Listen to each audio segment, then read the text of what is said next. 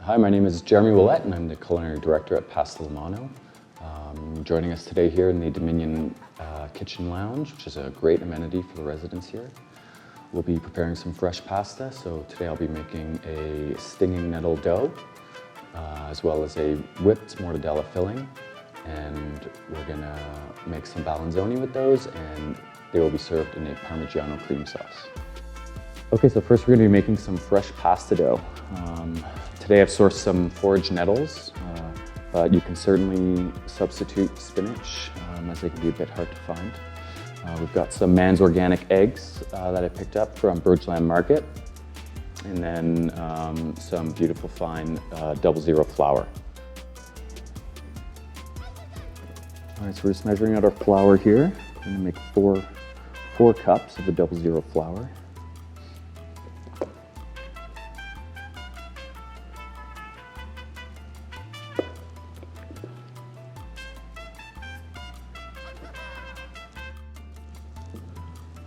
Put that aside. We're going to blend up our eggs and the nettle puree. So for this much flour, we're going to do 4 whole eggs.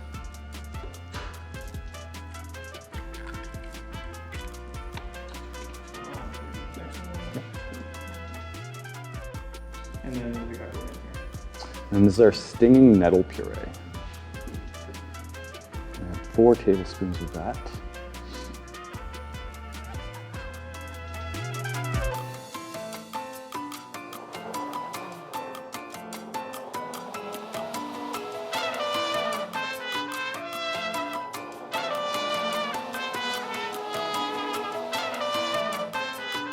You just want to blend it until smooth, so we have a nice uniformity in the dough. All right, so we have our eggs and nettles blended here in the blender, and then our flour measured out on a clean work surface. We're just going to dump the flour in a small mound. And I like to use a bowl to make a well.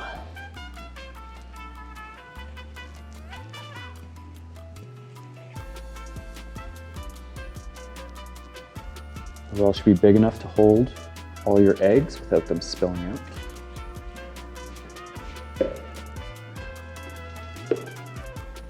I'm going to take our nettle and egg mixture and just pour it right in the center.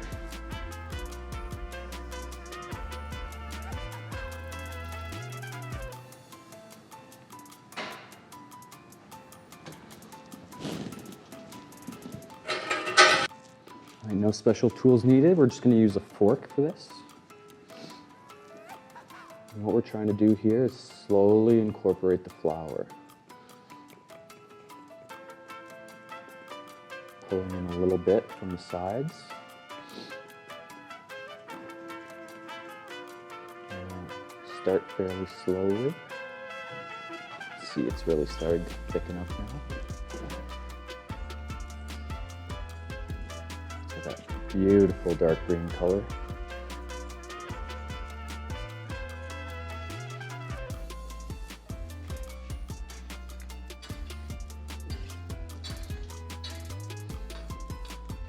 So we've gotten to that point now where it's starting to get a little too thick to beat with the fork.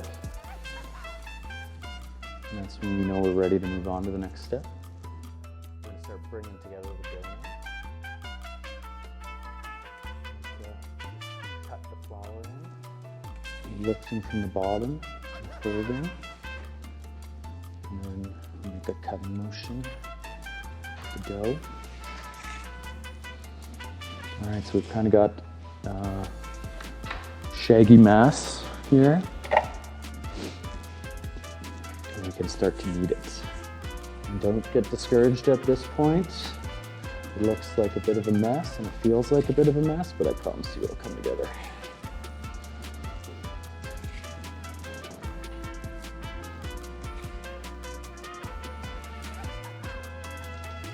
So, when we're kneading, I want to practice a repetitive motion. So, you pull from the top, and then with the heel of your hand, push in. 90-degree turn, pull from the top, Heel of your hand, push in. See, it's starting to feel like pasta.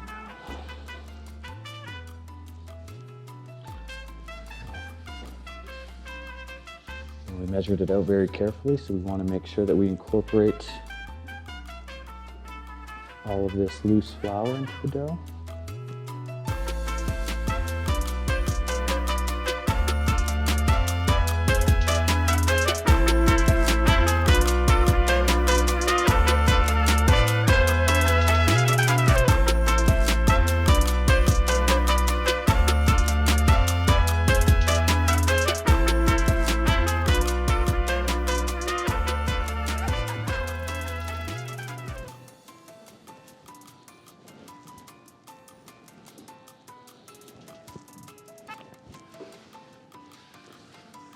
Okay, so at this point, now that our dough is starting to come together, we just want to move on to the next step, and that means we're going to need to clean our work surface. So any of these dried bits of dough or flour that didn't incorporate.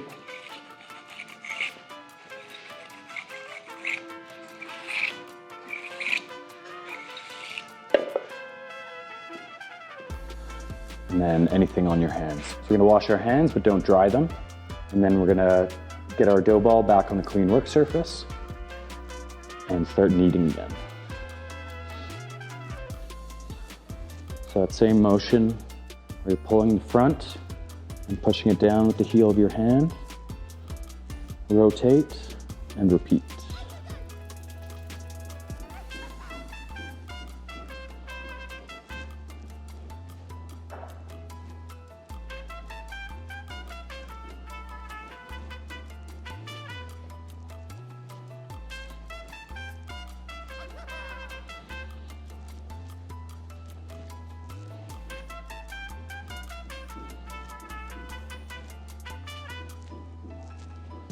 It's about a 5-minute process here of kneading, so it doesn't feel like, feels a little dry at first, that's okay. If you find the dough is ripping apart, it might need just a touch more moisture, so I'm just going to wet my hands.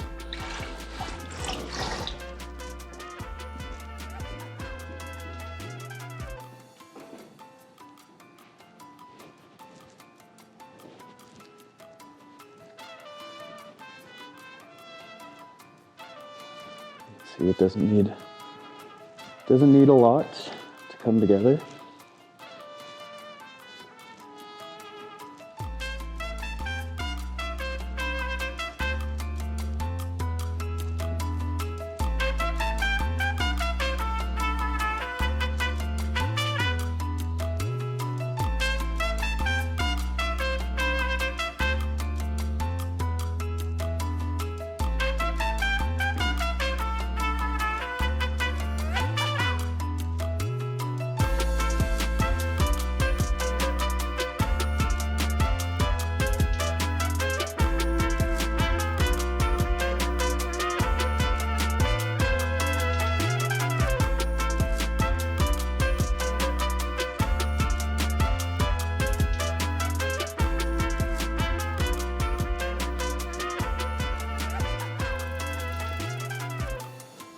So I always like to tell people when they're making fresh pasta that it is very difficult to knead the dough too much, and it's very easy to not knead it enough. So the reason we knead pasta dough is we want to fully hydrate the flour with the eggs and the nettle puree that we have added to it, while we also build gluten. And when you add any water to flour, you start to create a gluten network in the dough. And we want a very strong gluten network in our pasta dough, because we'll be rolling it out quite thin and folding it and stretching it around the filling. So it's definitely not a step that you want to skip or skimp on.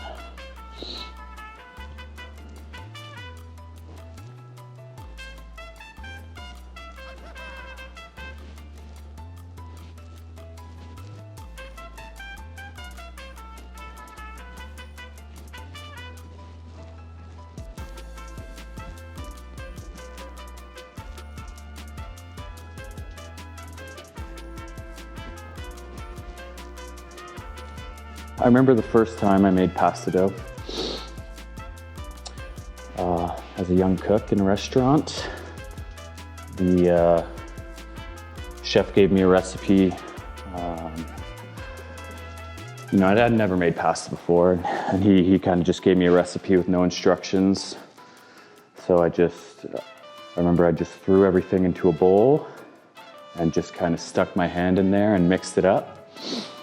And I remember I had to go to my chef and be like, this didn't really work out. And yeah, he didn't realize I'd never done that before, so it was definitely an embarrassing moment for me as a young cook. But hey, you gotta learn somehow.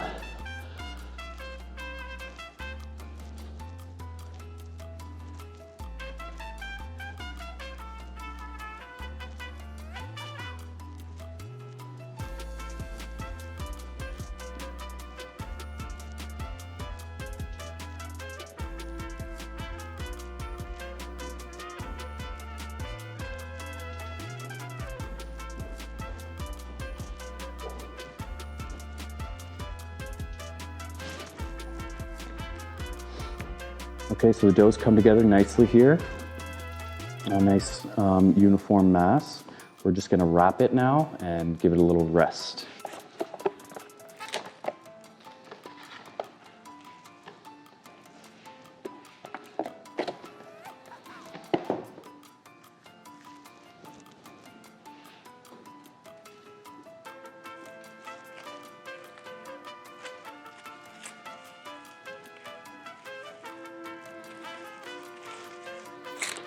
Make sure it's wrapped up nice and tight.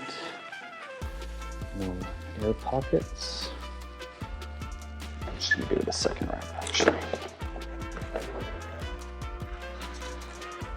Dough should rest at minimum 15 minutes. You can certainly make it a little earlier, ahead of time, and even the night before, and let it rest overnight in the fridge. Because we'll be using this in just a few minutes. We're just gonna let it rest at room temperature. Make sure if you do make your dough ahead and rest it overnight that you pull it out to room temperature at least an hour before you want to roll it out. Okay, so now that our dough is resting, we're gonna start working on the filling. So today we're gonna make a whipped mortadella filling. So mortadella, a lot of people call it Italian bologna. It's, you know, a little bit more elevated than that, in my opinion. But it is similar in some ways to bologna, and it also is from the region of Bologna. So you can kind of find that at any Italian deli, anything like that, and you don't need to buy it sliced. You can just kind of get a big chunk because we are going to be putting that through the food processor. And then it's going to be mixed with 3 types of cheese. So we've got some fresh ricotta here, a little bit of mascarpone, and then some finely grated grana padano. Okay, so we're just going to cut down our mortadella a little bit.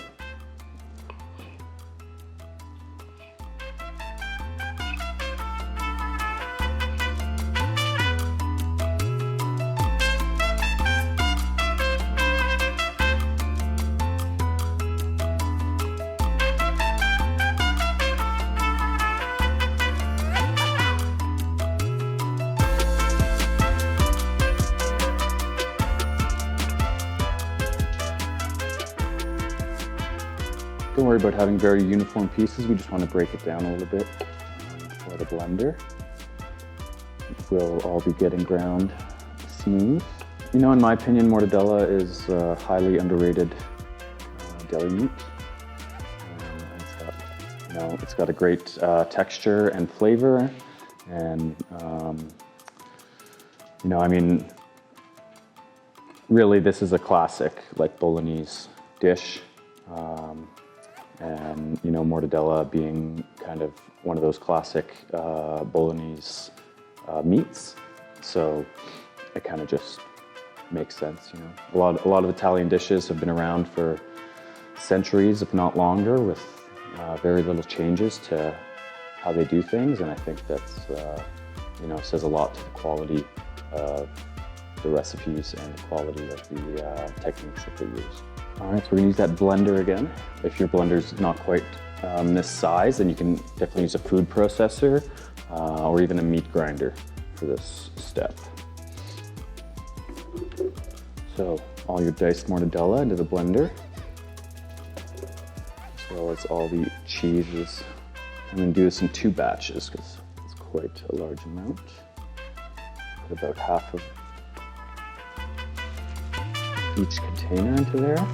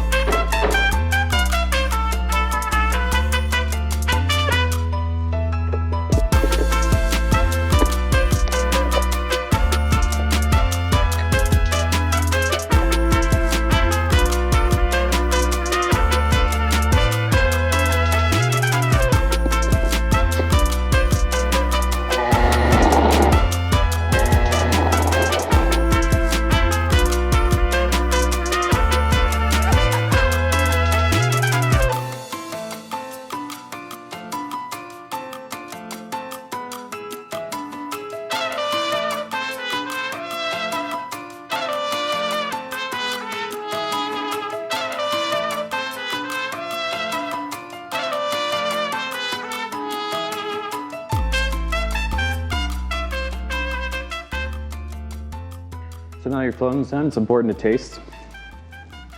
You know, kind of different brands of cheeses, different brands of mortadella. So you always want to be checking for salt levels. You know, I think that's pretty delicious. So we can move right on to the next step. So got a little piping bag here. We're just gonna load it about half full with this filling.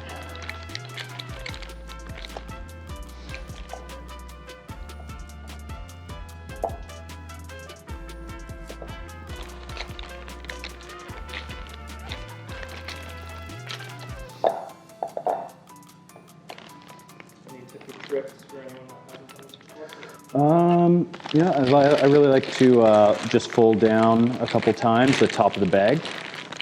And that'll just kind of ensure that you keep the outside of the bag clean.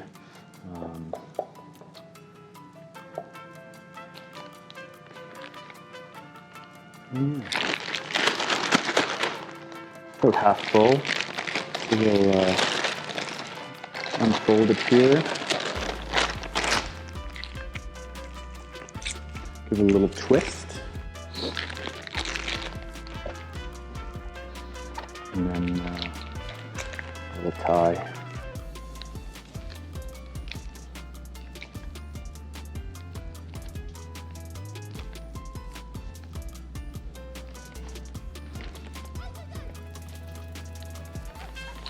And that's our filling all ready to go in the piping bag. We can just pop that in the fridge while we start rolling out our pasta dough. Piping bags you should be able to find at most grocery stores in the kind of pastry or baking section. They come in rolls usually, or you can definitely grab a reusable one as well. You know, if you don't have a piping bag, actually, you could even just put it into a Ziploc bag and then kind of just cut the corner of the Ziploc bag, and you know, it's a perfectly fine alternative if you have no piping bags. Okay, so now that our filling's made, we're gonna come back to our dough. It's time to roll it out. It's been resting for about 30 minutes.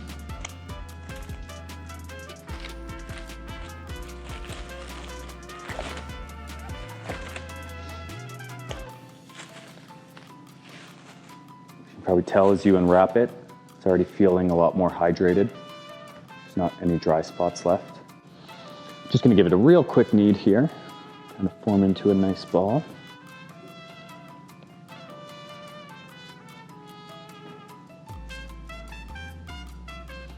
We've got a beautiful green ball of dough. We're only gonna roll half the dough at one time. It's a little bit easier to handle, you know, when your pasta sheets aren't 10 feet, 20 feet long. So we're just gonna give it a little cut in half and take our other half and wrap it back up.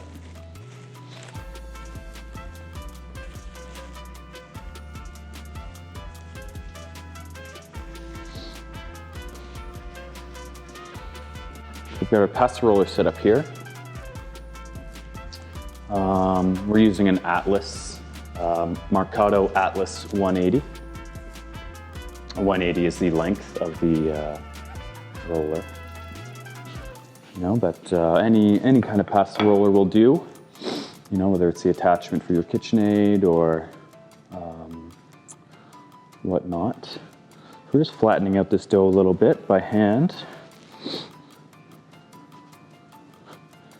And you want to kind of match up the size of your dough with the size of your roller. So I'm going to roll this a little bit thinner here with the rolling pin. Okay, so it's just thin enough that we'll be able to fit it through the machine. We're going to start on the thickest setting on your pasta roller and then slowly work down to a thinner setting.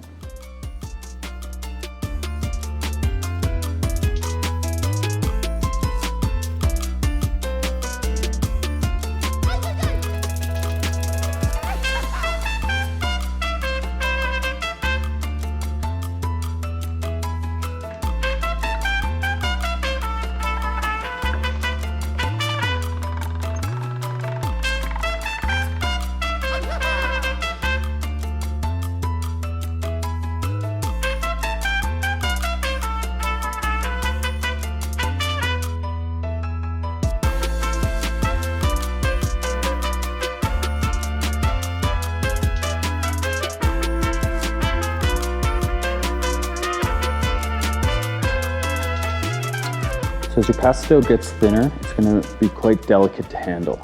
So I don't want to grab it with my fingertips, but instead picking it up with my forearms like that.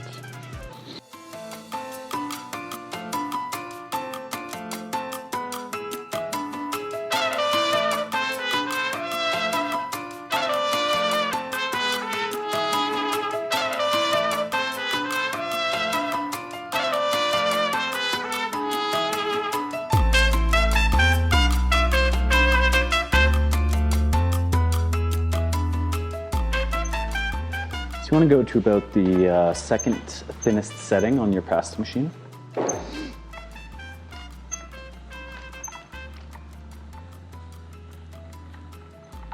we are just getting to right now.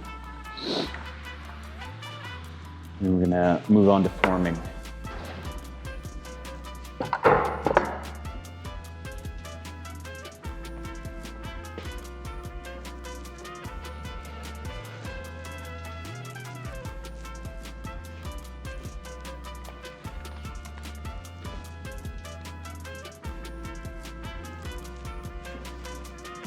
Ensure our pasta is not going to stick to your work surface.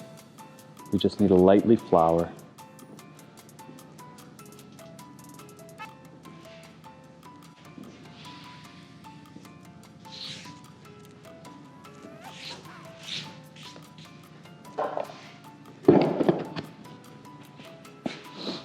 Now, this is your first time kind of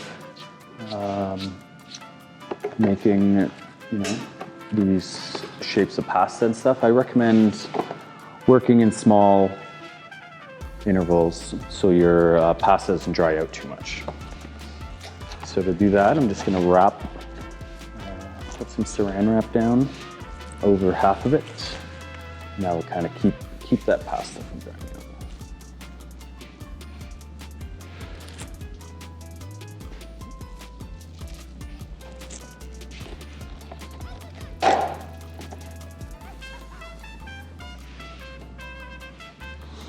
So there are specialized tools you can use to cut the squares, but there's also no reason you can't just use a knife. Right, so we're going to grab our filling from the fridge. At this point, you want to make sure you're working quickly. Your pasta will dry out, and if it gets too dry, it's going to crack and break.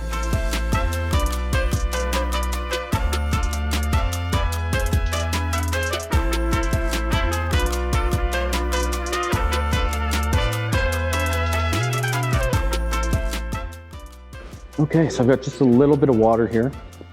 The pasta doesn't need much. Put a little bit on the corners. And we're going to start forming. So we fold corner to corner. Bring those to a little triangle. We're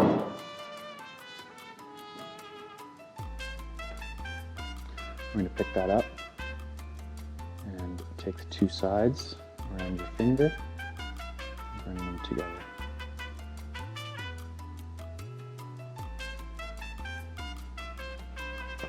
Don't worry if your first one doesn't look like that. I've made thousands of these.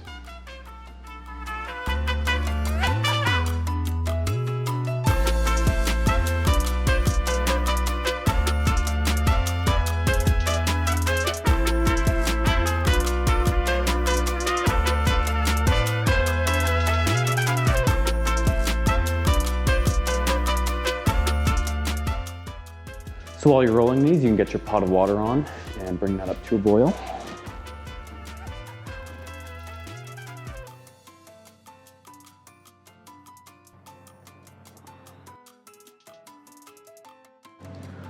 All right, so we're gonna make a very simple sauce for these balanzoni, a little Parmigiano cream.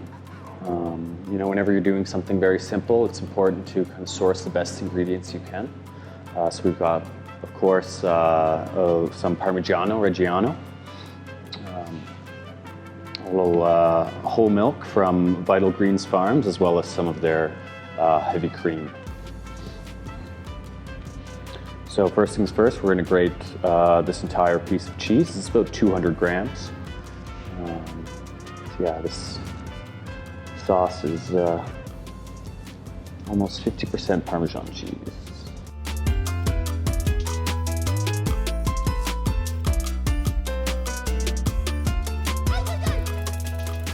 So we're just going to do equal parts milk and cream. Really beautiful heavy cream from Vital Greens. Gonna put this on the heat and slowly bring it up to a boil. All right, so our cream and milk is just coming up to a boil, so we're gonna turn that right down low. We're gonna start adding in our little mountain of Parmigiano.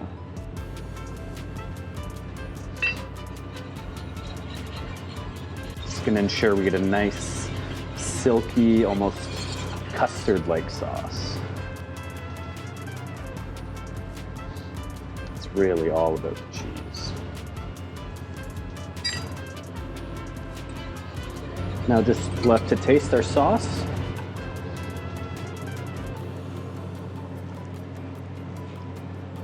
Delicious. Okay, so our pot of water has come up to a boil. I want to make sure we add some salt to that water.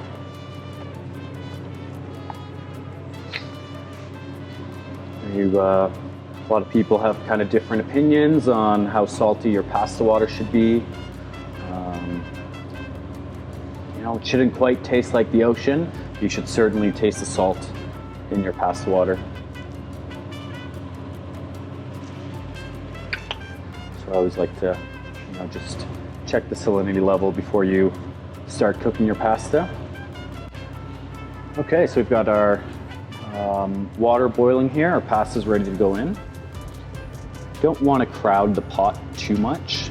So if you're using a smaller pot, you'll definitely want to work in batches.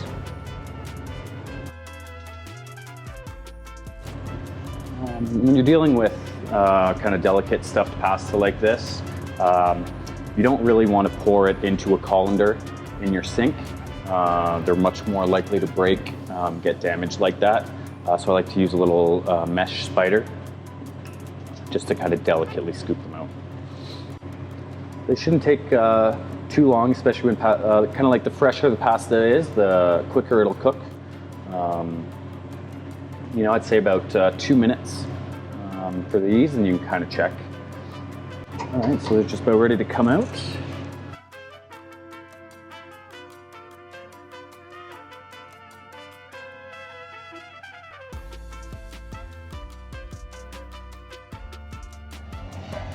Combine the sauce and the pasta.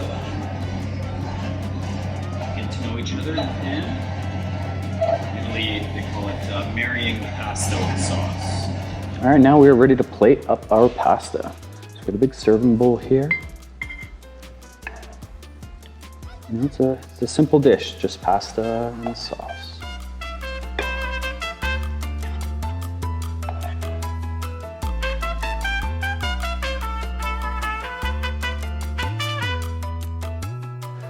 Okay, so today we made some nettle balanzoni with a whipped mortadella filling, Parmigiano cream sauce. And we made our beautiful dough by hand, homemade filling, homemade sauce, you know, and it only took us about an hour.